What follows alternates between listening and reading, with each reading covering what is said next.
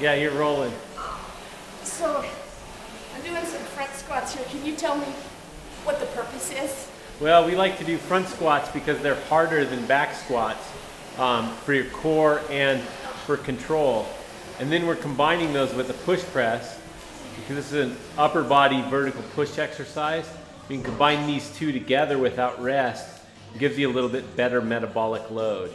Okay. Okay, and then we're going to end up resting about 30 seconds here. Okay. I'm having fun if you can't tell. Okay. Those push presses are hard after those. Yeah, this combination is pretty tough. Okay, go ahead. So this works the front as much as it works the back? Right, and the front squat's just a much better exercise, especially if you keep your elbows nice and high. There you go. Combining these two things makes for a really efficient workout, so we get a lot more work done in our given amount of workout time. I can use my legs? Yep. Wow, that's tough. And this is what you would call a full body exercise or a full body workout.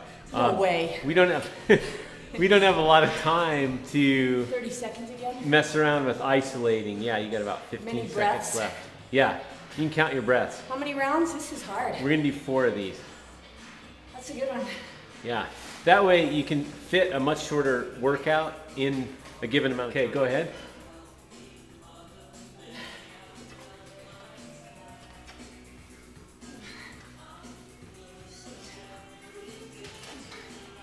Keep those elbows up.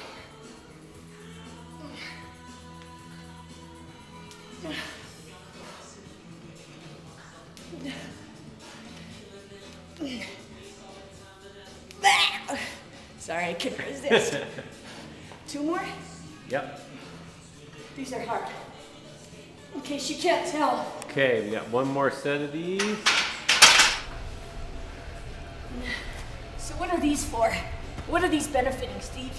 Well, this exercise is a variation on a classic push-up, but it lets us get a greater range of motion out of you.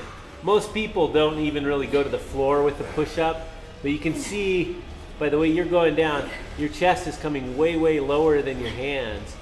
And so it's getting us some more range of motion. Plus you're having to work a little harder. Yeah, just a little harder. And so we're getting more involvement from more muscles. And that's our key to increasing your metabolism, is involving as much muscle as possible. Okay. Okay, then we're combining that with these swings. And this is just a good way of making you work extra hard. Straight arms all the way. Just let it swing through, and it's all a hip movement. There you go. And so we're swinging these from between your legs all the way up above your head. And then that thing goes onto the floor and you go right back into the push-ups. Seriously? That's right. Yep. So is this a complex Yeah. that we're doing here? What we're doing here is called a kettlebell complex. And a complex exercise, real good control there, Shelli. A complex, or a group of exercises called a complex, is a series of exercises done non-stop, usually with the same implement. Right, I think this is 8 here. The primary goal, I guess we can watch the video and find out. I'll do 1 more just in case. Okay. For extra credit. Okay, and then switch into the high pulls right away. A complex, the primary goal is to get a lot of work done in a very short period of time.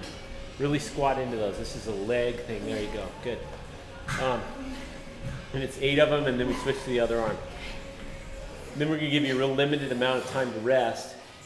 And again, we try to get that really hard or labored breathing going. Okay. I think I'm getting there.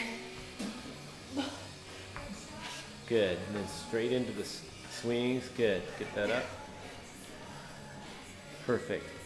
Snap the hips. Good.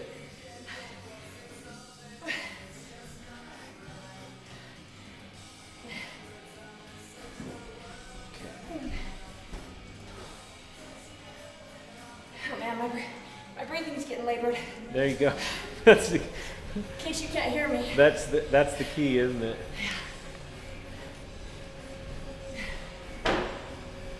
Okay, 30 seconds. Okay. We didn't really have time for a drink. Not really. The chest is popping. Okay, so it's 8 deadlifts at 135 and then 4 pull-ups. Make sure you roll all the way back when you stand up on that one. Good. 4.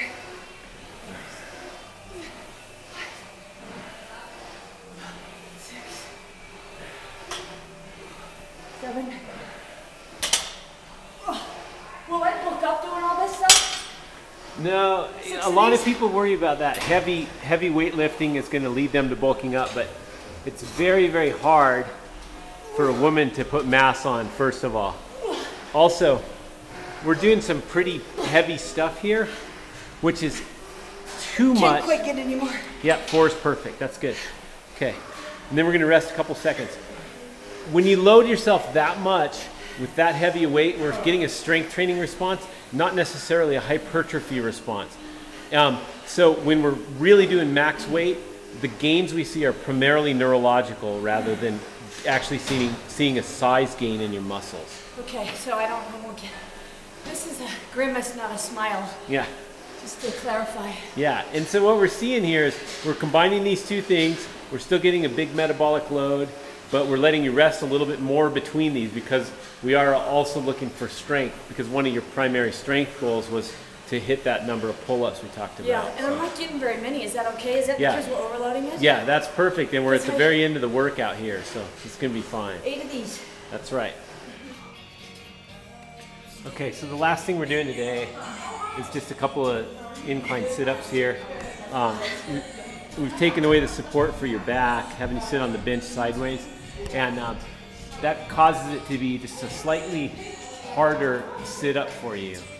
Just slightly. Yeah, and it's a more functional movement. I'd say for the most part, abdominal training is a total waste of your time, but this is actually a functional movement that applies to sport that you're interested in doing, and so we do like to train your core to be a little bit stronger here. So will I get a six-pack doing this? Yeah, the six-pack is doing it, but excuse me, the six-pack is doing the work, but you're not going to get a six-pack doing this, and we've talked about that before. Eating right and the value of the total exercise is how you get the six-pack, not doing a bunch of crunches. Okay. Plus, this is pretty intense. You're only able to do 12, 15 of them, and so we're seeing a strength gain in the abdominal, where with a bunch of crunches, you're just building endurance into a muscle that's already got tons of endurance, and that's, unless you've got 10, 12, 15 hours, it's really not worthwhile to do crunches at all. Okay, so I guess that's out. Yeah, okay, last set of these. 12 more. Okay.